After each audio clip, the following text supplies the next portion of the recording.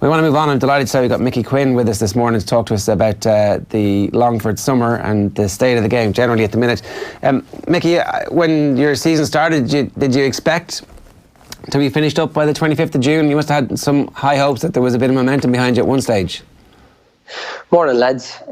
Yeah, pretty much. I suppose from our point of view, we're always looking at maybe 5 championship games as kind of a realistic target for us. You know, like Leinster, maybe get 2 or 3 games in Leinster and then a run on the qualifiers. And that's kind of where we've been aiming at the last number of years. As you talked about the Leinster Championship, it's, you know, with Dublin in it, it's a whole different ball game. But then when you take a step back and look at the 16 teams that's left in the championship, there's 6 Leinster teams still there, 3 Munster, 3 Connacht and 4 Ulster. So as much as the Leinster Championship's a dead rubber, there's a lot of teams doing a lot of good work when it comes to the qualifiers. Yeah, I mean, you guys obviously did plenty of good work this year. You gave Kildare their fill of it and probably should have beaten them that first day. Yeah, we had our chance, and I suppose that's the thing. I think we set ourselves up. We were coming back the whole time before half-time. We were 4 points down and we're 8 points down at one stage, and we had the chance to win it at the end of the game. But I suppose we probably expended a lot to bring it to a replay, and then the following week we probably just haven't the numbers to get ourselves back up and at it again the following week. And I suppose that's the difference in the top teams and the likes of ourselves in Division 3, that to produce it week in, week out, that's the difficult part. Longford are one of those counties where at various stages over the last half decade or so, your management team have been talking about just how difficult it is to get all of the best footballers in the county to commit, because there's a sense of inevitability about whether or not the championship is going to be worth it. And it seems like that was something fairly similar. There's the famous picture of Darren Gallagher at work outside the game against Kildare, when you kind of felt like maybe having him around would have been able to tip the balance, certainly that first day. Mullinlough obviously had an amazing run, but several of their best players decided not to commit to the inter-county team. And you know, from the outside, it's hard to think that like they should have committed, because you know, it's such a huge commitment to make. Like, I can understand why players aren't committing at the moment. What's it like on the inside when you see some of your best players on the outside? Yeah, it probably goes full cycle. You try to get guys to commit, and you know, what's the carrot then the stick for guys to commit when you have the Leinster Championship the way it is? Guys probably are at the stage where it's like, oh, why set yourself up for that failure as such, rather than probably, you know, I want to compete against the best and, you know, hope for the best. But, you know, with the likes of Darren there, Darren was able to come and have a few drinks with ourselves after the game at the weekend, and, you know, he's still not gone to the States yet, but, you know, he's probably been to all our games, but just with the ruling the way it is, he's unable to do both. And I suppose it probably shoots the likes of ourselves in the foot that we can't have him available for those games. And you know, if we did, we might have been able to push on and maybe have Pip Kildare and got an extra game in, and maybe have hit that target of 5 games.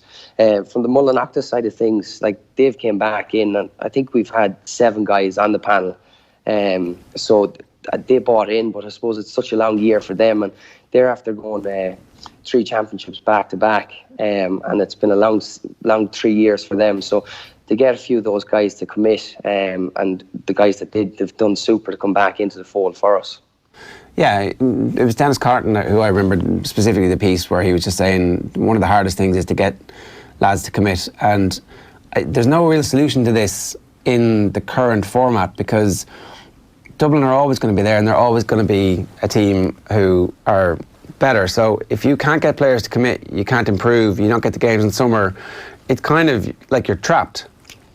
Yeah, it goes in a circle. That's the thing. You want guys to commit, and you know, having a championship structure in place that you can see a bit of continuity from year to year and progress, I suppose. And that's the thing too. That look, Dublin have done a lot of good things, and you can, and that's where we'd be looking at ourselves too, that from one year to the next, if management change, whole backroom teams change, S&C, the whole lot, and that causes its own problems to kind of start and try and build again from scratch. Whereas if it's a longer process that you can build on and work towards something, lads might be more inclined to buy in. But with the Leinster Championship the way it is, it's very difficult for lads to say, right, we're going to give this a crack for whatever number of years and see what happens. I think from the Kildare qualifiers game in 2018 to the Leinster Championship this year, we only had 7 starters playing. So there was a turnover there of 7-8 players on the starting team from one year to the next, which is massive for us. Yeah. How do you build partnerships? How do you build a style of play? How do you build a philosophy? How do you become a better team? It's kind of impossible, right? Well, that's it. And then I suppose probably from our point of view, from the Tyrone game, it's finished, it's put to bed, and it'll be probably December, January before you're back into a county setup again, and it's probably forgotten about, and there's nothing really talked about since then. And there's no real development or progression from last year. You have to start from scratch again. I suppose that's the thing. When you play a top team, and the way the championship is set up, you're going to inevitably lose at one stage. So there's only one team that finishes on a high with a win. But the likes of ourselves, that has to sit that length of time without kind of analysis of a game and building from it. That's the difficult part. So Eamon Callaghan tweeting out yesterday that he thinks it's time for a boycott. I think one of your former selectors, Declan Rowley, was saying that he would agree with that as well. Like, are you feeling a bit militant about the championship structures in a way that maybe hasn't manifested itself before, or is this something that will pass in a couple of weeks' time, do you think? I don't think so. I think I've been pretty much an advocate for change for the last number of years. Like, I do think there needs to be some change in some shape or form. And so it's the worrying thing with the likes of Eamon and Declan coming on board and saying that about boycotting the Leinster Championship is that there'll be a bit of a panic or a quick fix solution to it. We changed that. We turned it to a round robin or a quick fix, which isn't really the answer. And that's the difficult part. I do think something needs to change, and year in, year out, it's getting stronger and stronger. So I think something's going to happen soon. Would you be okay with a tiered championship? Because we hear so many that players from counties who aren't the traditional power counties aren't actually interested in playing competitions, which doesn't allow them to dream of winning Sam Maguire. Yeah, look, I've seen both sides of the argument that to play against the top teams, that's what you want. And our record with the qualifiers has been pretty strong, and we've taken a lot of scalps too, which has been great. And I'd be all for that getting your shot at playing the big team. But you have to be realistic about it too, that when you see the odds there for a Leinster final, what was the 16-1 for a Leinster final for Meath to win that game? You're not going to, Meath are going to be under the pump now for the next 2 weeks to try and get lads mentally and physically ready to go again. And that's not where you want to be at. You want to be progressing. Like, Meath brought Tyrone to extra time last year in the qualifiers, and Tyrone go on and get to an All-Ireland final. So there's a big difference there across the board. So I do think change is needed, and I'd be for some sort of a tiered championship in some shape or form.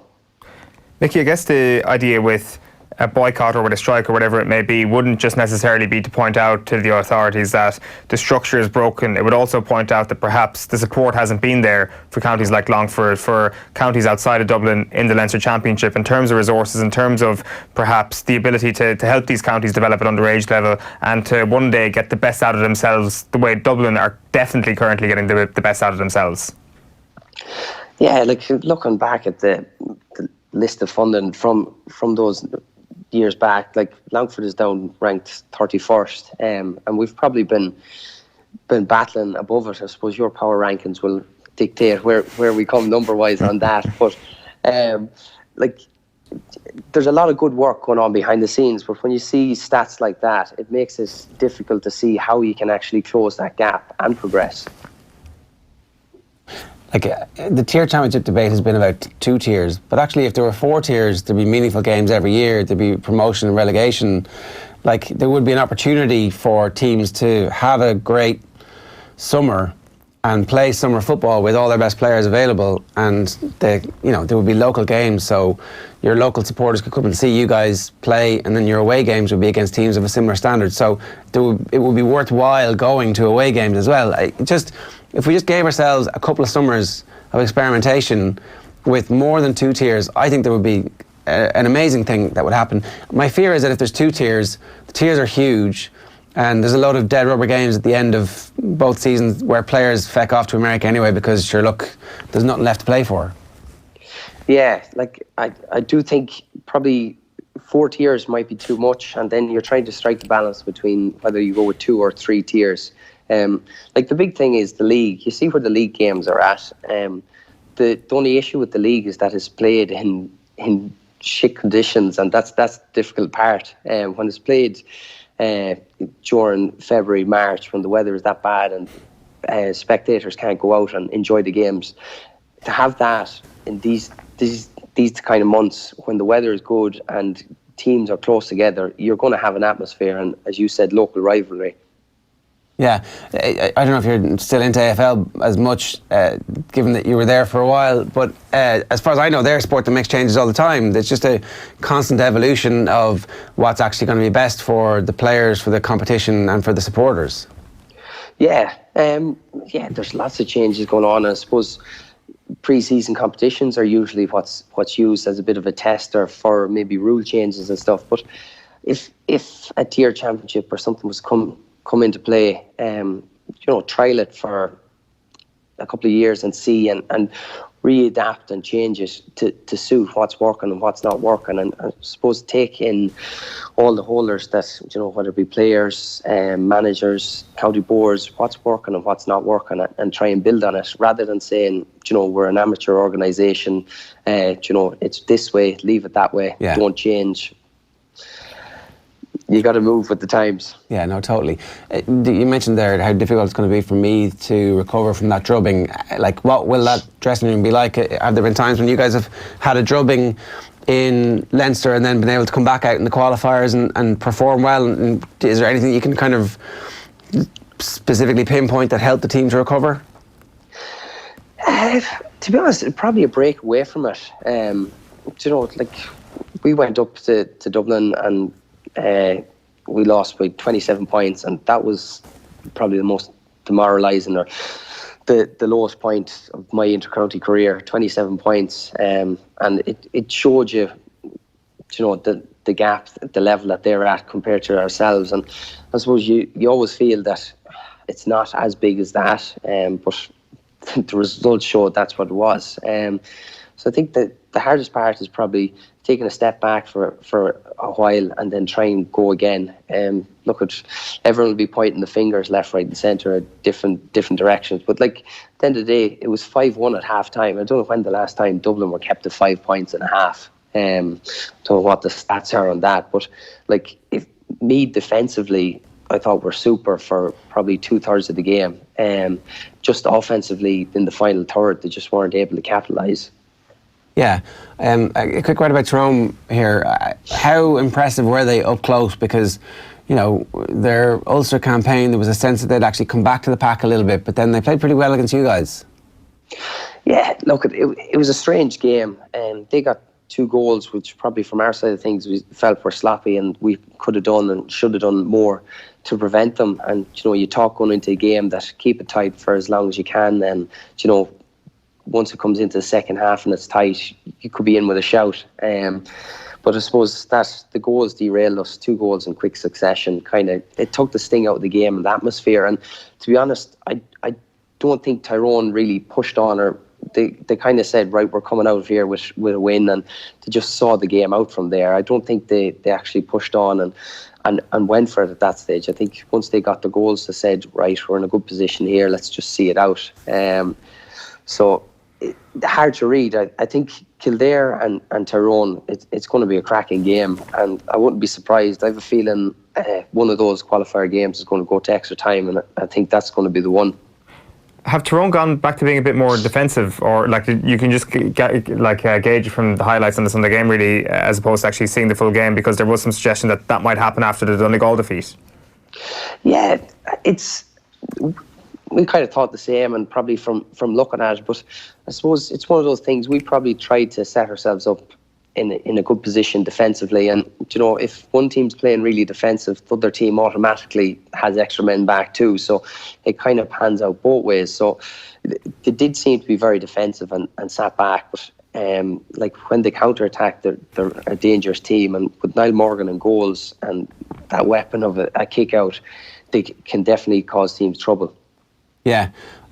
Are Tyrone good enough to reach an All-Ireland final again this year, do you think? I mean, I think the qualifiers are going to be, and even the Super 8s, if they get that far, are going to be real difficult for them.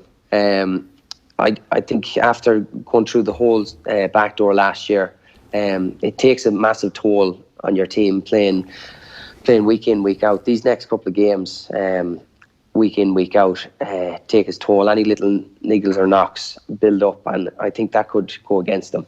Okay, so they're not quite the same powerhouse they were last year. Anybody else that you kind of have your eye on? I mean, obviously, we all know Donegal are number 2 in the power rankings, so anybody else that you think are actually going to be able to pull it up to Dublin?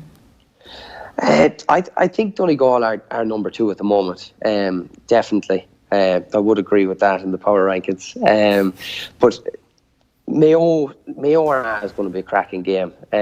If Mayo get out of that and can build a bit of momentum going forward, they're going to be hard stop too, but it's very hard to see after that. Mayo, Tyrone and Donegal, they all seem to be the next challengers. Yeah. All right, well listen, it's great to have you with us this morning. I hope you enjoy your summer, and I'm sorry it finished so early.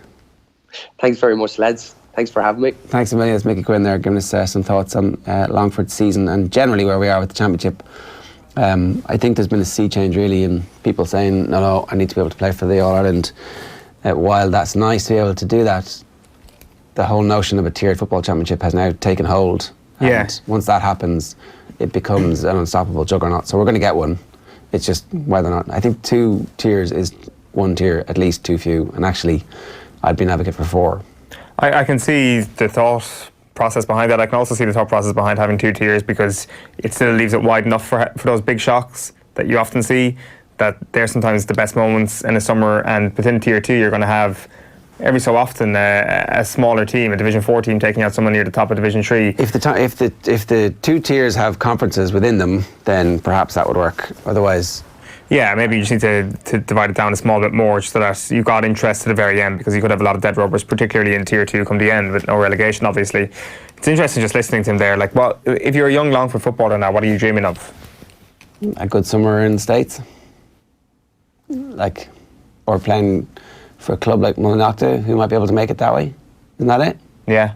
What if you're not from Mullinachta? Yeah. I don't know. It's I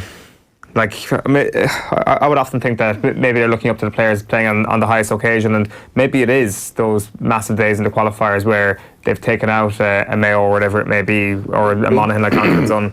Back when we had rights, we did their game against Cork, and it required some brilliance from a couple of Cork forwards in the second half. It was a draw game, I think, at half time, and Cork came out in the second half, just won by 2 or 3 points, and it was like, this is a good fixture, you know.